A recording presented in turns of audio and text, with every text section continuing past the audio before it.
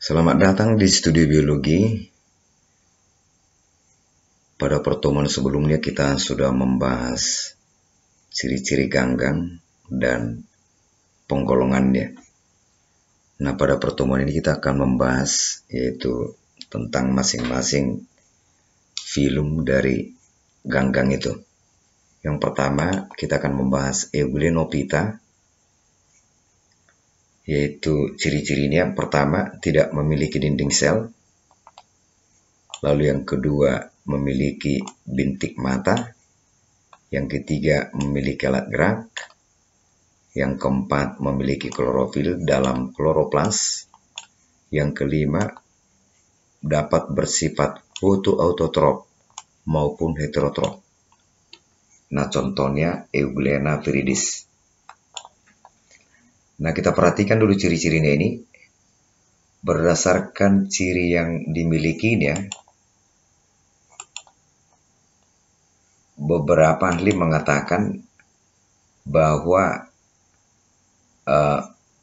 Euglena viridis ini adalah mirip hewan. Kenapa? Karena menunjukkan ciri hewan yang pertama, tidak memiliki dinding sel. Lalu yang kedua, alasannya mengatakan mirip hewan, memiliki bintik mata atau stigmata. Yang ketiga, memiliki alat gerak. Yang keempat, yaitu bersifat heterotrop. Bersifat heterotrop, nggak dapat membentuk makanannya sendiri. Lalu, ada juga ahli mengatakan bahwa Euglena viridis ini adalah mirip tumbuhan. Karena menunjukkan ciri tumbuhan. Yaitu ciri tumbuhan yang dimiliki ini adalah memiliki klorofil dan kloroplas. Ini ya. Lalu bersifat fotoautotrof. Nah, kita lihat struktur dari Euglena viridis ini. Yang pertama ini ada flagel atau bulu cambuk berupa alat gerak. Di sini ada bintik mata atau stigmata. Kemudian ada vakuola makanan.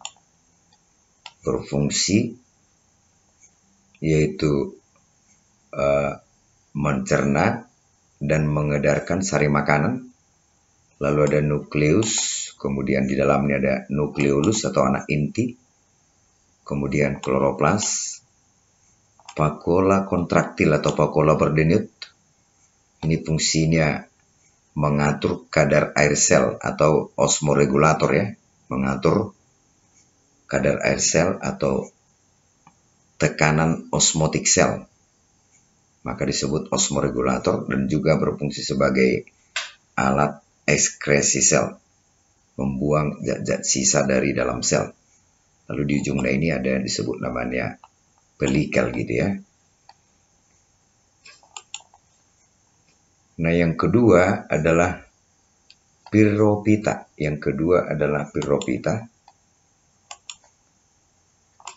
Nah, Pyrophyta yaitu disebut dengan ganggang api karena cangkangnya memiliki fosfor yang mampu memandarkan cahaya berwarna merah. Nah, maka dalam kondisi gelap pada malam hari di laut itu akan tampak warna merah. Nah, peristiwa perpendaran cahaya ini disebut yaitu fosforesensi karena ada unsur fosfor atau bioluminescence. Contoh Pyrophyta adalah Noctiluca miliaris. Ketika keadaan di perairan itu menguntungkan, maka populasi Pyrophyta disebut juga dengan dinoflagellata akan meningkat. Disebut istilah blooming. Blooming dari dinoflagellata ini akan menyebabkan laut bercahaya pada malam hari, mengeluarkan cahaya merah.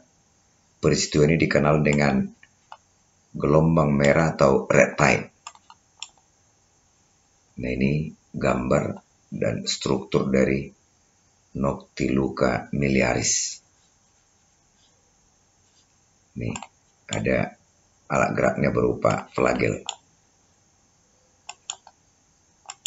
Kemudian yang ketiga adalah Chrysopita. Chrysopita disebut juga dengan ganggang keemasan atau golden algae. Istilah Chrysopita berasal dari bahasa Yunani atau Chrysos, yaitu Chrysos berarti keemasan. Warna keemasan ini disebabkan oleh adanya pigmen karoten dan santopil, di mana jumlahnya dominan atau lebih banyak dibanding dengan klorofil A dan C. Maka tampak berwarna kuning keemasan. Chrysopita ada yang bersel tunggal dan ada pula yang bersel banyak. Nah, ganggang yang bersel tunggal, semua ganggang yang bersel tunggal itu berperan sebagai fitoplankton di perairan. Berperan sebagai fitoplankton atau produsen. Contohnya adalah Pauxeria, Euchromonas, dan Sinura. Nah, ini gambar contoh Chrysopita. Ini adalah gambar Sinura. Bukan sinurat ya, Sinura. Lalu ada Pauxeria.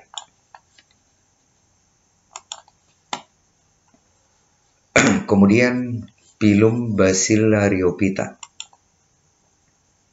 Bacillariophyta bentuk selnya memanjang, dilapisi oleh dinding sel terdiri dari dua belahan, dua lapisan. Lapisan atas epiteka atau disebut tutup, dan lapisan bawah hipoteka disebut wadah. Nah, tutup atau epiteka lebih besar dari hipoteka. Karena yaitu selnya terdiri dari dua lapisan, maka disebut diatom. Dinding sel dari Bacillariophyta ini terdiri dari pektin dan silika atau zat kersik, maka disebut juga ganggang kersik.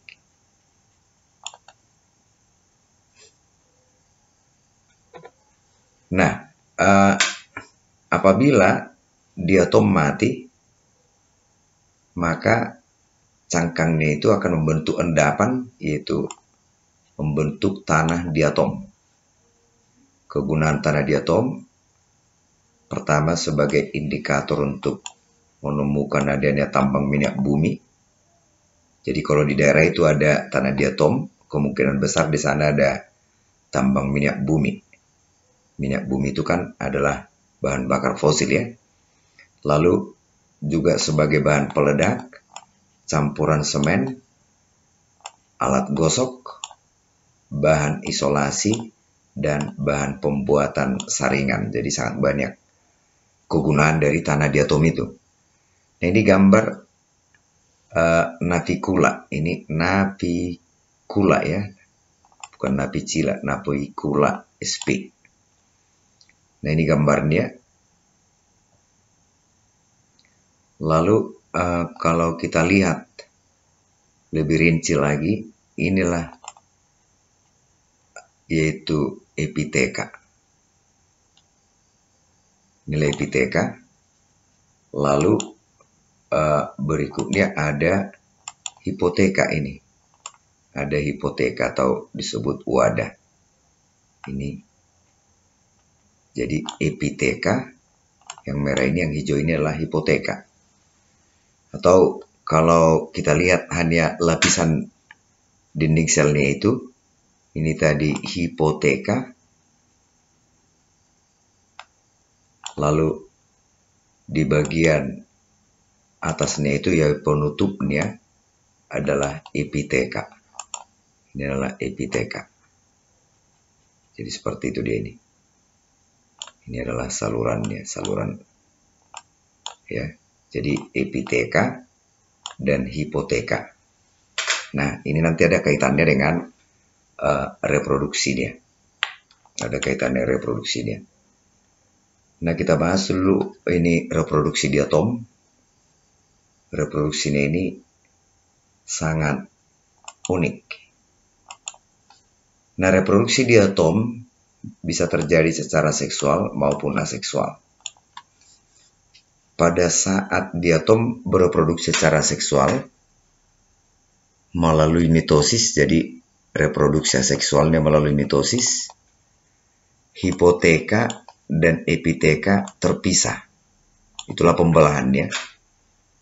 Dan masing-masing bagian yang terpisah itu akan menjadi epiteka, tutup.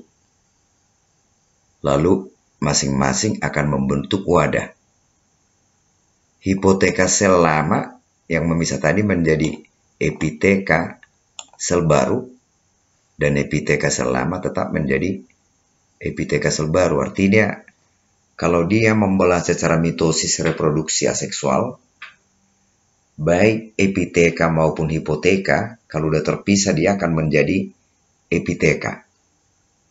Maka dibentuk hipoteka yang baru.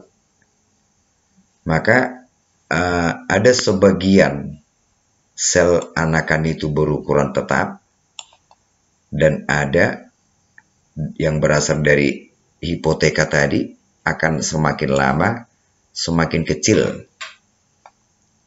Terus dilakukan pembelahan secara mitosis sampai tercapai ukuran minimum, yaitu 30% dari ukuran semula. 30% dari ukuran semula. Setelah tercapai ukuran minimum, di atom tidak lagi bisa membelah, maka dilakukanlah reproduksi aseksual. Jadi ketika ukurannya paling kecil dilakukan seksual, yaitu dengan cara pembentukan sel sperma dan sel telur yang akan melebur menjadi zigot. Zigot atau embrio ini tumbuh, bertambah besar, berkembang, sampai tercapai ukuran normal seperti semula. Apabila sudah tercapai ukuran normal, dia akan melakukan reproduksi seksual melalui pembelahan, yaitu mitosis. Nah gitu, jadi prinsipnya tadi, dinding selnya dua lapisan, epiteka tutup, hipoteka wadah. Kalau membelah, epiteka dan hipoteka terpisah, maka masing-masing menjadi epiteka dan akan dibentuk hipoteka yang baru. Nah, perhatikan gambarnya ini. Ini sekarang adalah epiteka. Ya, epiteka. Lalu ada ini kita sebut dengan yaitu hipoteka atau wadah ini. Inilah disebut dengan hipoteka. Nah, ketika dia bereproduksi secara aseksual, terjadi pembelahan secara mitosis, maka yang epiteka tadi, ini epiteka terpisah dengan hipoteka, ini epitekanya tadi, hipoteka yang lama, yang ini sekarang kan terpisah dengan ini, bagian hipotekanya. Maka ini epiteka yang lama akan membentuk hipoteka. Lalu, yaitu ini hipoteka, epiteka hipoteka yang lama, ini hipoteka yang lama akan membentuk ini hipoteka yang lama akan membentuk ini menjadi epiteka, akan membentuk hipoteka yang baru ini. Jadi yang besar ini adalah epiteka. Posisinya sekarang kan ini apa ini? Posisinya terbalik. Nah, makin lama nanti yang berasal dari hipoteka ini semakin lama semakin kecil, Dan yang berasal dari epiteka yang lama ini yaitu ukurannya tetap. Nah ini, ukurannya tetap. Jadi ya ukurannya tetap akan membelah terus. Lalu dari yang kecil ini tadi, semakin lama semakin kecil. Ketika tercapai ukuran minimum 30% dari ukuran semula, dibentuklah gamet secara meiosis. Ya. Dilakukanlah reproduksi seksual. Disebut dengan singami. Lalu melebur gamet jantan dengan gamet betina, sperma dan sel telur membentuk zigot. Zigotnya akan berkembang sampai tercapai ukuran normal seperti semula dan dilakukan lagi pembelahan secara mitosis. Demikian seterusnya.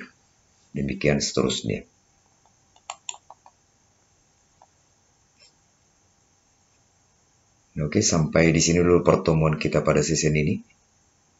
Atas perhatiannya, saya ucapkan terima kasih.